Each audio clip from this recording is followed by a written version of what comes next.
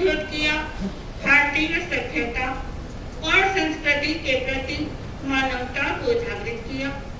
ऐसे चरम तीर्थंकर समता सावन परम पावन मन भावन ज्योतिर्मय परमात्मा महावीर के पावन श्री चरणों में कोटि कोटि वंदन। जीवन पथ को आलोकित करने वाले मेरे श्रद्धानिधि परम आराध्य पूज्य गुरुदेव श्री ज्येष्ठमय जी महाराज साहब, विश्व संत अध्यात्म योगी पूज्य गुरुदेव श्री पुष्कर मुनि जी महाराज साहब, परम श्रद्धेय परम आराध्य पूज्य आचार्य भगवान पूज्य गुरु भगवान एवं पूज्य आराध्य सतगुरु वर्य के पावन श्री चरणों में कोटि कोटि वंदन। उपस्थित सुधी बंधु, वात्सल्य मूर्ति माताओं, शास्त्रकार छोटा सा सूत्र दे रहे हैं, असंख्यम जीवियम मा कमाए। क्या सूत्र दिया? असंख्यम जीवियम मा कमाए। यानी ये जीवन जो है वो कैसा है? असंस्कृत है।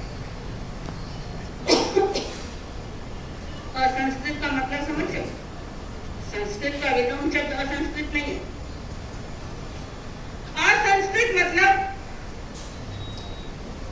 हर एक चीज इस दुनिया में, वो चीज जड़ हो या चेतन,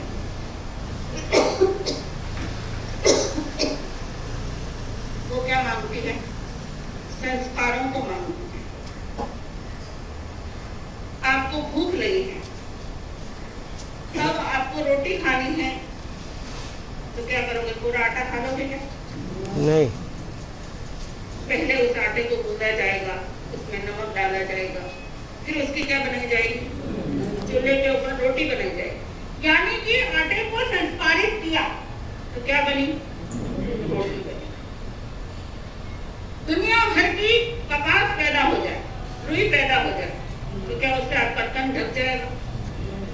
नहीं ढकेगा। उसके लिए आपको क्या करना पड़ेगा? उस रुई को संस्कारित करके, और उससे क्या बनेगा? धागा बनेगा। फिर क्या बनेगा? Raw material. क्या बनता है आपके सूरत में? रॉ मटेरियल बनता है। और फिर क्या बनता है? साड़ियाँ बनती है। रुई से धागा बना, धागे से रॉ मटेरियल बना, और फिर क्या बनती है? प्रिंटेड साड़ियाँ बनती है, कपड़ा बनता है। तो संस्कारित हुई रुई तो क्या बना? कपड़ा बना। और वो कपड़ा हमारे तन को क्या करता है? ढकता है। अब वो रुई कोई सी भी हो, कॉटन वाली हो या सिंथेटिक हो। रुई भी कौन सी आती है? कॉटन की भी आती है, सिंथेटिक भी आती है। जो सिंथेटिक कपड़ा बनता है वो सिंथेटिक रुई से बनता है, और जो कॉटन का कपड़ा बनता है वो कॉटन की रुई से बनता है। तो हर चीज वो जड़ हो या चेतन हो, क्या मांगती है? संस्कार मांगती है। यानी संस्कारित हुए बिना कोई चीज इस दुनिया में काम में नहीं आती है। आपके एक सोने के बिस्कुट से एक अलमारी भरी हुई है। मान लो आपके पास 100 किलो सोने के बिस्किट पड़े हुए, उससे क्या होगा? आपके शरीर का श्रृंगार होगा? नहीं होगा। उस सोने को बनाया जाएगा, उससे आभूषणों के ढांचे में ढाला जाएगा, और जब वो आभूषण बन करके पॉलिश होकर के जब बाहर आएंगे तो वो शोरूम में क्या कहेंगे? वो शोभा पाएंगे।